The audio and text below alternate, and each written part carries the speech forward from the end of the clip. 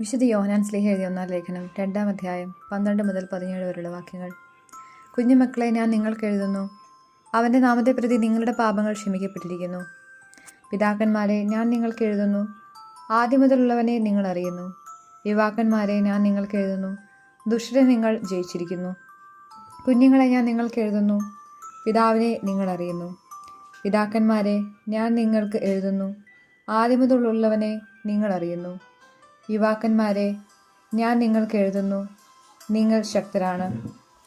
ദൈവത്തിൻ്റെ വചനം നിങ്ങളിൽ വസിക്കുന്നു. നിങ്ങൾ ദുഷ്ടനെ ജയിക്കുകയും ചെയ്തിരിക്കുന്നു. ലോകത്തെയോ ലോകത്തിലുള്ള വസ്തുക്കളെയോ നിങ്ങൾ സ്നേഹിക്കരുത്.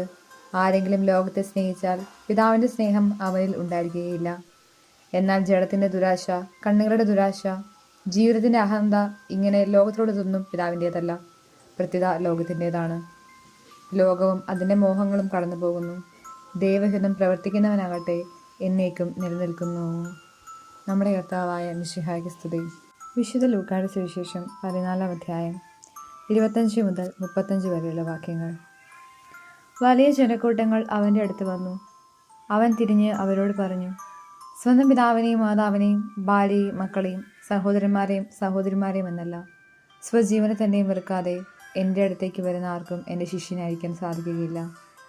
സ്വന്തം കുരിശ് വഹിക്കാതെ എൻ്റെ പിന്നാലെ വരുന്നവന് എൻ്റെ ശിഷ്യനായിരിക്കാൻ കഴിയുകയില്ല. ഗോപുരം പണിയാൻ ഇച്ഛിക്കുമ്പോൾ അത് പൂർത്തിയാക്കാൻ വേണ്ട വക തനിക്കുണ്ടോ എന്ന് അതിൻ്റെ ചെലവ് ആദ്യമേ തന്നെ കണക്ക് കൂട്ടി നോക്കാത്തവൻ നിങ്ങളിൽ ആരുണ്ട്?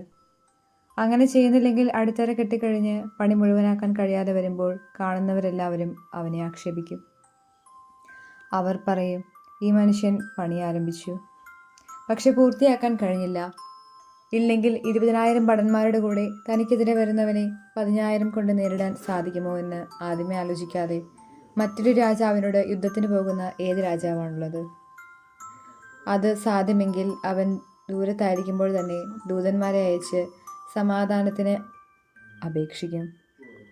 ഇതുപോലെ തനിക്കുള്ളതെല്ലാം ഉപേക്ഷിക്കാതെ നിങ്ങളിൽ ആർക്കും എൻ്റെ ശിഷ്യനാവുക സാധ്യമല്ല. ഉപ്പ് നല്ലത് തന്നെ, എന്നാൽ ഉറകെട്ട് പോയാൽ അതിനെങ്ങനെ ഉറകൂട്ടും? മണ്ണിനോ വളത്തിനോ അത് ഉപകരിക്കുകയില്ല. ആടുകൾ അത് പുറത്തെറിഞ്ഞു കളയുന്നു. കേൾക്കാൻ ചെവിയുള്ളവൻ കേൾക്കട്ടെ. നമ്മുടെ കർത്താവായ മിശിഹായ്ക്ക് സ്തുതി.